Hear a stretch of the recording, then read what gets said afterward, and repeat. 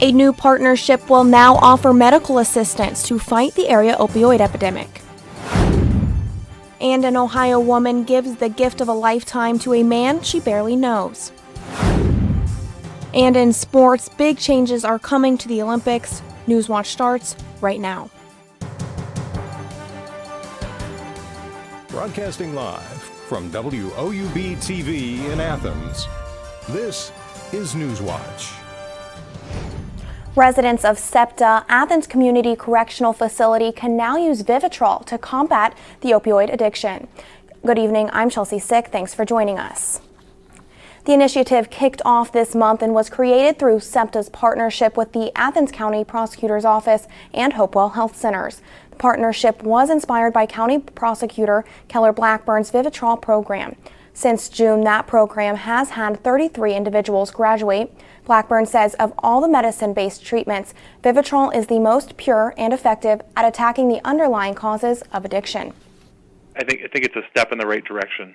Well, we're struggling in the middle of this opiate crisis, and anything we can do to try to treat addicts while reducing the amount of demand will, make our community safer and better. And we're super excited about the progress we've made. Blackburn says VIVITROL will be available to any inmate at SEPTA, not just those from Athens County. The VIVITROL program usually lasts between 15 and 18 months. Tomorrow, 19 more people will graduate from Blackburn's program. An Athens County business looking to cultivate medical marijuana did not receive a cultivation license. Black Elk LLC planned to build a 25,000 square foot marijuana grow site in the Plains. The company will not purchase the land after losing out on the Level 1 cultivator provisional license. From the 12 state licenses issued, most were awarded to Northern and Northeast Ohio businesses, with only one being awarded in Southeast Ohio. A freak accident left a MacArthur man dead when his mobile home he was working on slipped off its support blocks and crushed him underneath. The Vinton County Courier reports Richard Pettit was pronounced dead at the scene. Rescue workers responded to the scene and the fire department used equipment to raise the trailer, allowing workers to recover Pettit. The incident involved a new trailer he was attempting to set with his son. A neighbor at the scene said Pettit's mobile home had only been installed the week before. Kroger is recalling a brand of water for infants after a mold discovery.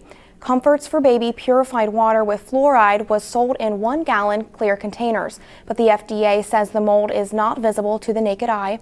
Exposure can cause skin and respiratory irritation. Kroger has pulled the product from its shelves. If you have purchased the water, you can return it to the store for a refund.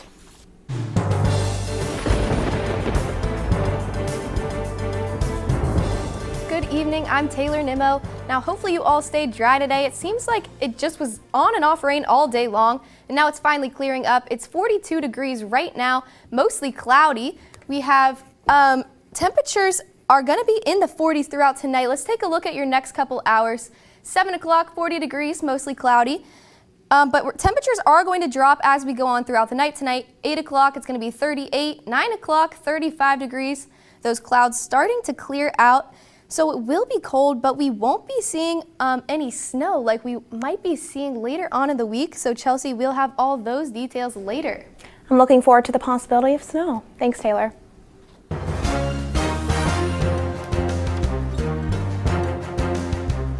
A fugitive attorney from Kentucky has been captured in Honduras. The FBI has been looking for Eric Kahn for about 6 months. According to the El Heraldo newspaper, Kahn was apprehended at a mall restaurant.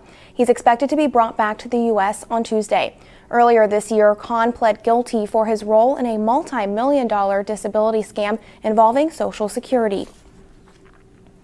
West Virginia awards almost $21 million to expand substance abuse treatment. The State Department of Health and Human Resources says it will increase residential treatment services. Programs will be in Morgantown, Parkersburg, Beckley, Culloden, Huntington, Martinsburg, and Wheeling. The funding comes from recent court settlements with opioid distributors. It's been nearly 2 weeks and there's still been no sign of Dayton area woman Destiny Williams. Now the family of the 28-year-old mother of 6 is asking for answers. Jordan Bowen has the story. She's never went a day without not calling me or calling my mother. Birdie Lawson trying to make sense of her daughter's disappearance. Some days, it's just harder than others because and then you have to tell the 5 girls, well, why is my mom not here for Thanksgiving? Because she's never missed a holiday. She wasn't there for Thanksgiving. Why is she not here? And, it's just rough. 28-year-old Destiny Williams, a mother to 6 girls, one of them a newborn. Destiny gave birth to Chloe on November 5th. 15 days later, she went missing. We're driving around the streets and seeing if we can see her anywhere, and we don't see her nowhere, and I just don't know. The fear of not knowing is what it is. Do you have any idea about what may have happened to her? None. Destiny's cell phone, something her mother says she couldn't live without, was found the day she went missing by a postman on Preston Avenue near Gettysburg Avenue in Dayton. 2 days later, the car she was last seen in was found on Sandhurst Drive near Merrimack Avenue in Dayton. Lawson says she last spoke with Destiny on the phone. She says Destiny was on her way to the methadone clinic, getting help for addiction issues. She had been a drug addict for almost 5 years. She'd been clean for 3 months. Said she was tired of it. She didn't want to do that no more. So she had been going to the methadone clinic for 3 months, and she was doing really good. Lawson says no matter what, she'll never stop looking for her daughter. Just call Destiny if you see this, please. I'm begging you. We need to talk to you. We need to know you're okay. Anyone with any information is asked to call the Montgomery County Sheriff's Office at 937-225-4357. Police in Macedonia, Ohio are looking for 4 people suspected of stealing an ATM smash and grab style. It happened at this Macedonia BP 7-Eleven. That's when people say the 4 men put the stolen ATM machine in the back seat of their minivan. They then led police on a heart-stopping chase, hitting up to 112 miles per hour. The suspects got away, and now police are asking for the public's help. Anyone recognizes from our surveillance video from the store to give us a call. Our concern is they're going to drive one of those vehicles into a building and seriously injure somebody or kill them. This is the second time this location has been hit by smash and grabbers. Republican Sandra O'Brien is mounting a repeat run for Ohio State Treasurer 11 years after defeating an incumbent treasurer in her party's primary and losing to Democrat Richard Cordray in the general election. O'Brien announced her intention to run again in an email to members of the Ohio GOP Central Committee earlier today.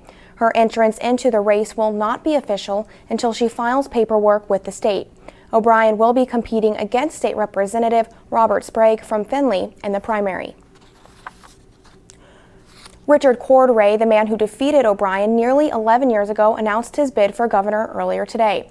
Cordray, who resigned last month as director of the Federal Consumer Financial Protection Bureau, listed fellow Democrat Mary Ellen Withrow as his campaign's treasurer on a form filed Monday. The 87-year-old Withrow is a native of Marion, Ohio. She was twice elected Ohio's state treasurer before President Bill Clinton nominated her in 1994 as U.S. treasurer. She served in the position from 1994 till 2001. An Ohio woman gave the gift of a lifetime to a man she barely knew. Leslie Teets donated her kidney after seeing on Facebook that 25-year-old Joe Dorsey desperately needed it. Teets and her family live about a mile from Joe Dorsey, but the two didn't meet until after his GoFundMe post was shared on Facebook. On September 20th, the kidney transplant took place during an operation at the Cleveland Clinic.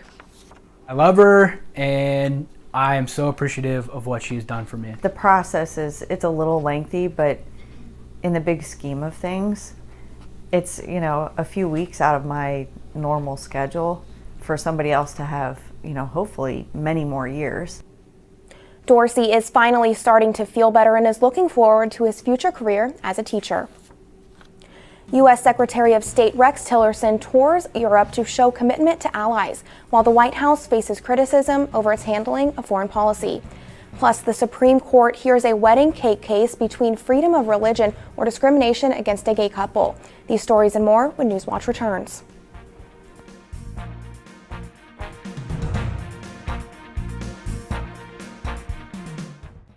University students really have a huge sense of pride in our campus, in our school, and in our education. People don't come to Ohio just to go to college. They come here to become a Bobcat. It's a really unique atmosphere. Bobcat pride is having that natural camaraderie. Bobcats are just happy to be Bobcats.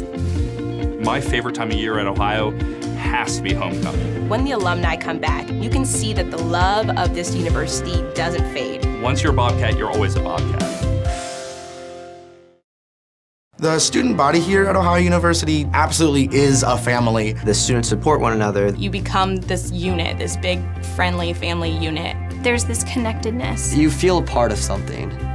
Driving in on the highway and just seeing the red bricks and the trees again, it's just like coming back home. There's great students, great professors. You just walk around campus and think, oh my gosh, I can't believe I go here. I feel like I matter in the community, and I feel like I matter here at Ohio University. It's home. Athens is home. I knew that I wanted to come to Ohio University from the very first time I visited here. There's something about the campus that grabs you. It was really comforting. Very welcoming. It's one thing to write down your name and your GPA and that kind of stuff and send it in. It's another thing entirely to be here and see how great it is. The campus here is just electric. Absolutely gorgeous. Everything just looked really college-like. I looked at my mom and I said, this is it. And she said, the tour's just started. I said, no, you don't understand. This is it. My professors really care. They care about my grades, they care about my opportunities, they care about my experiences, they want me to succeed. They give those opportunities to the students. My professors have been extremely approachable. Literally, their door is always open. You can go to them with pretty much anything. Everyone knows your first and your last name and where you sit in the classroom. I really never feel like I'm being talked down to or just being taught material. I always feel like I'm having a conversation. And they want to share those opportunities and those experiences with us.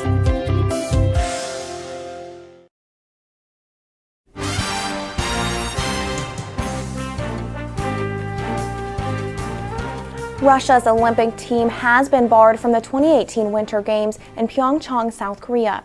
The country's government officials are forbidden to attend. Its flag will not be displayed at the opening ceremony, and its anthem will not sound.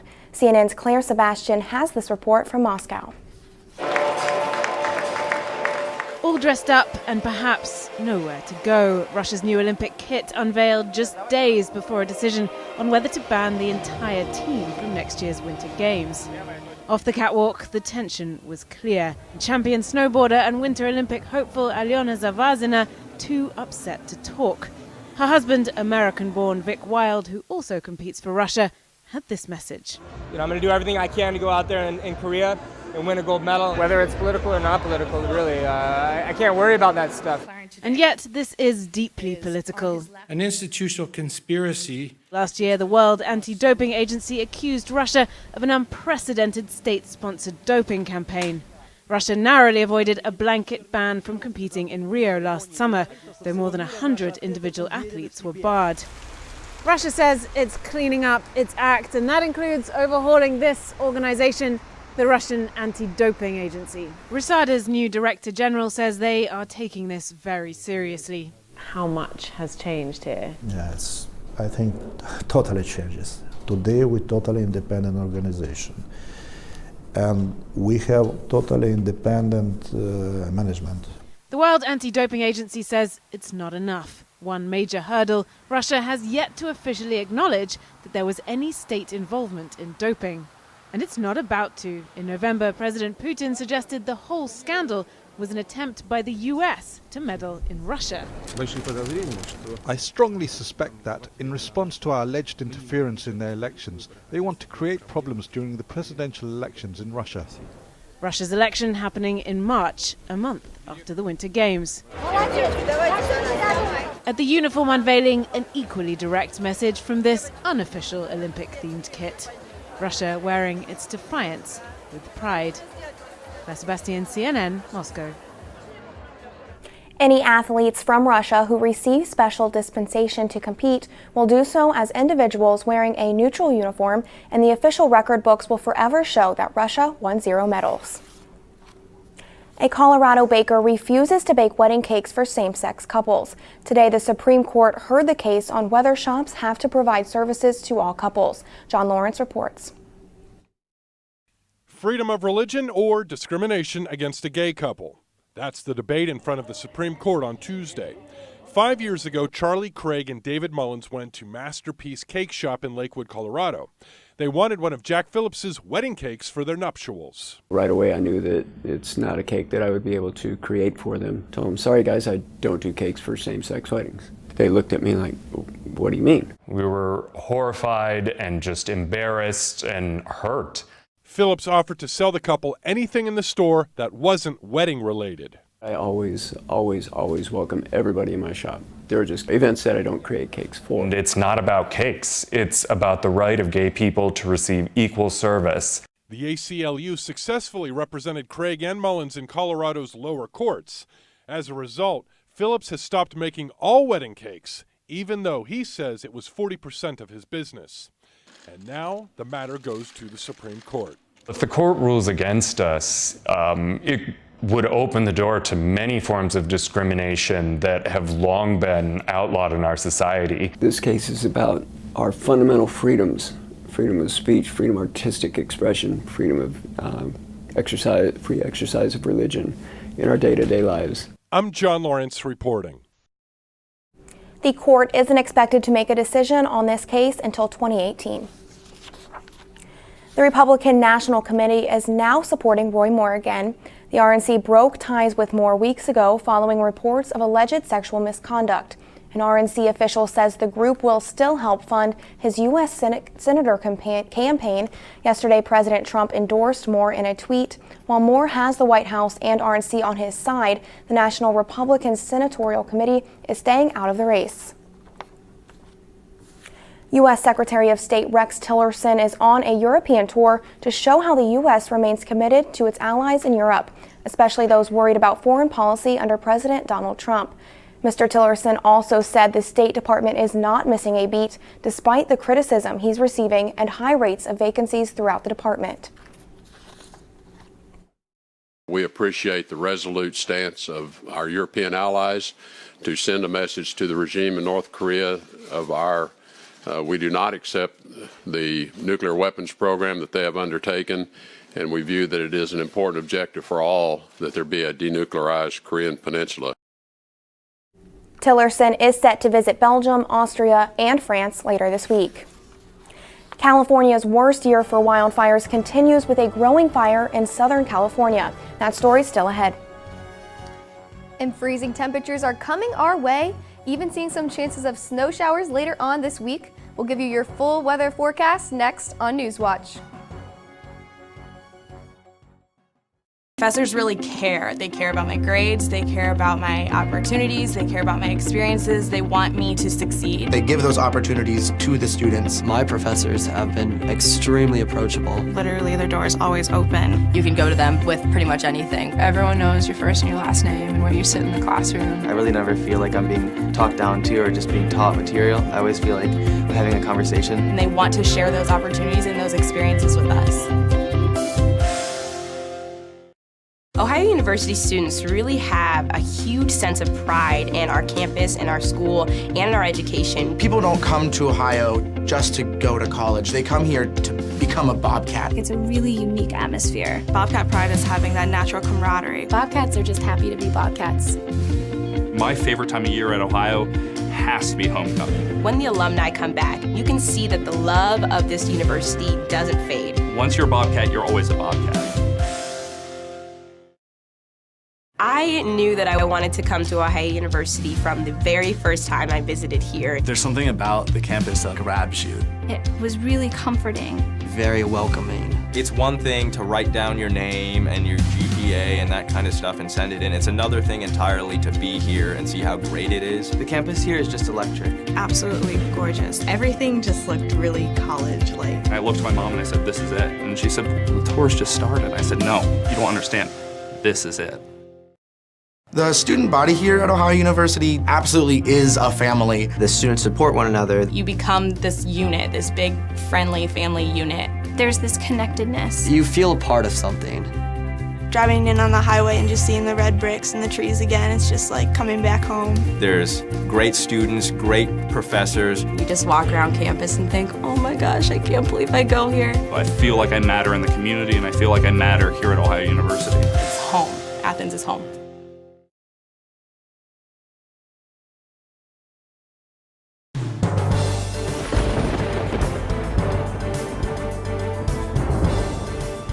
Good evening, I'm Taylor Nimmo. Now we sure had a rainy one today, but it looks like that's finally starting to clear out a little bit, as well as some colder temperatures headed our way for the rest of the week. But first, let's take a look at right now. We're at 42 degrees right now. It's mostly cloudy outside. Winds are pretty calm at 10 miles per hour. Around the region, we're seeing about the same thing in the 40s and upper 30s. New Lex, 40, 42 in Athens, 43 in Cambridge, 38 in Newark, 38 in Columbus. The high for today was 54 degrees, low of 27, a little bit above that average, high of 46, low of 31. Our record temps, 1982, 80 degrees, and in 1989, 11 degrees today.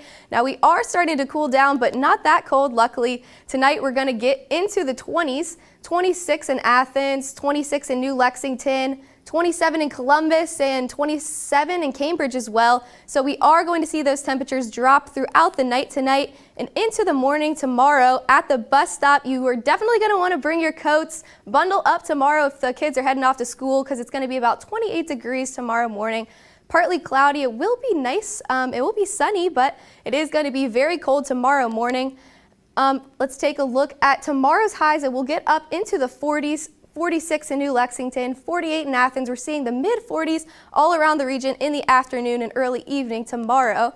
But let's take a look at your weekend. It's looking pretty nice, but it's definitely going to be cold if you have any plans.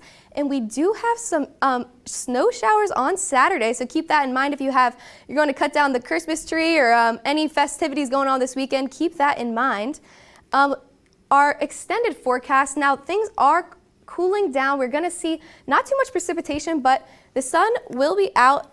We're going to be in the 30s and 40s for the majority of the week this week. So Chelsea, things are definitely starting to cool down, and we're starting to feel like winter now. I can tell it was getting a little bit colder up when I came in tonight. Thanks, Taylor. A fire is spreading with explosive speed in Southern California's Ventura County. Dozens of buildings have been destroyed and thousands were forced to evacuate overnight. The sheriff's office says about 150 buildings have been destroyed. More than 7,000 homes in Ventura and Santa Paula were under mandatory evacuations. We are making sure we are out ahead of the fire, making sure we have evacuations in advance of the fire, and we're basically leapfrogging our engines, doing structure defense as the fire proceeds. Now I'm pulling double duty today, giving you your weather and sports breakdown. In sports, 3 players are left in the running for the Heisman, and the Pittsburgh Steelers' 3-point win over the Cincinnati Bengals came at a cost. 3 players got carried off the field. We'll give you an update on these injuries next on Newswatch.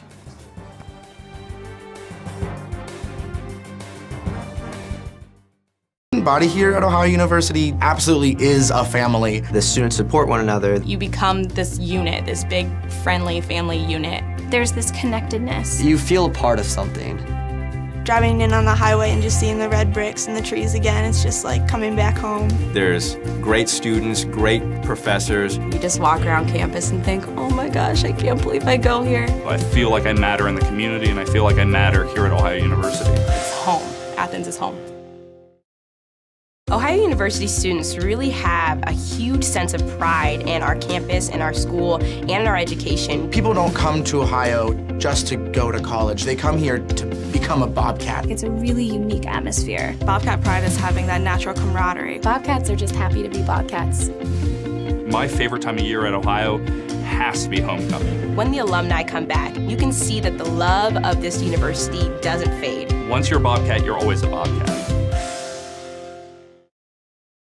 My professors really care. They care about my grades, they care about my opportunities, they care about my experiences, they want me to succeed. They give those opportunities to the students. My professors have been extremely approachable. Literally, their door is always open. You can go to them with pretty much anything. Everyone knows your first and your last name and where you sit in the classroom. I really never feel like I'm being talked down to or just being taught material. I always feel like I'm having a conversation. And they want to share those opportunities and those experiences with us. I knew that I wanted to come to Ohio University from the very first time I visited here. There's something about the campus that grabs you. It was really comforting. Very welcoming. It's one thing to write down your name and your GPA and that kind of stuff and send it in. It's another thing entirely to be here and see how great it is. The campus here is just electric. Absolutely gorgeous. Everything just looked really college-like. I looked at my mom and I said, this is it. And she said, the tour's just started. I said, no, you don't understand. This is it.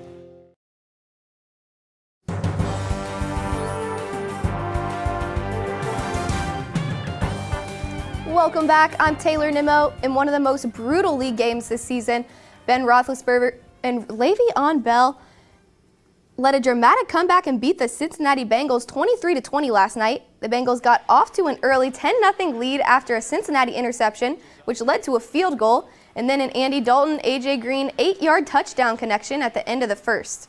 And just before halftime, Dalton and Green connected again to make it 17-3 going into the locker room.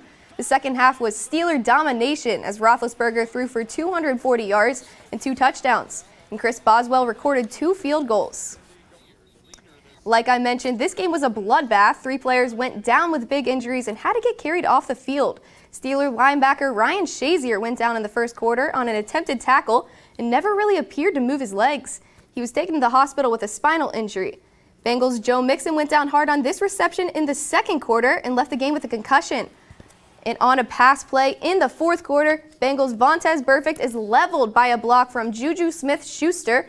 After lying down for several minutes, Burfict was carted off the field.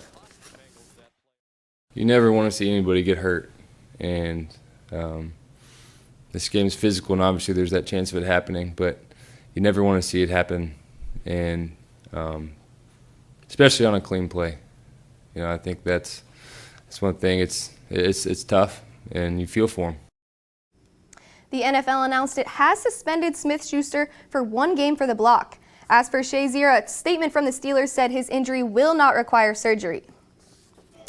3 players will head to New York in hopes of winning the Heisman Trophy.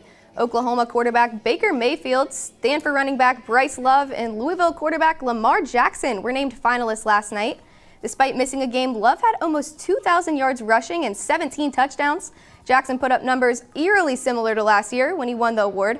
But Mayfield is the heavy favorite after leading his team to a spot in the playoffs and having 45 total touchdowns. The winner will be announced at the Heisman Trophy ceremony on Sunday. And after a very disappointing loss on Saturday, the Ohio Bobcats traveled to North to face Cleveland State. The Ohio women's basketball team faces the Vikings tomorrow morning. Both teams are looking to avoid their 3rd loss of the season.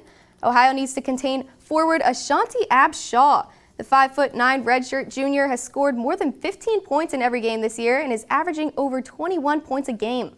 When these 2 teams met 3 years ago, Ohio defeated Cleveland State 71-64. Tip-off is set for 11 a.m. Now sticking with the hardwood, the Cleveland Cavaliers are now at a dozen. The Cavs defeated the Chicago Bulls by 22 points last night. LeBron James continued his great play with 23 points, 7 rebounds, and 6 assists. James got help from Kevin Love and Dwayne Wade. Both players scored for over 20 points and combined for 47. The Cavs have tonight off and will head home to face the Sacramento Kings tomorrow night. And that's it for sports. Back to you, Chelsea. Thanks, Taylor. Listen to this EMT worker's deja vu moment. A Maryland firefighter who was born in an ambulance spent his 42nd birthday delivering a baby the same way in the back of an ambulance. Daniel Helsel and his team got a call to help a woman in labor. He said as soon as the woman got in the ambulance, she started giving birth. Helsel said everything went well, and as soon as the baby's umbilical cord was cut, she was cleaned up and handed to her mother. Helsel has been with Prince George's County Fire for 17 years. He says he had never worked on his birthday until this year. And now just one final look at our weekend. Well, we are seeing those chances of snow showers on Saturday, and it's going to be getting very chilly. So make sure to keep in mind if you have any plans going on this weekend. That does it for our broadcast this evening. Thanks for watching. Stay tuned for the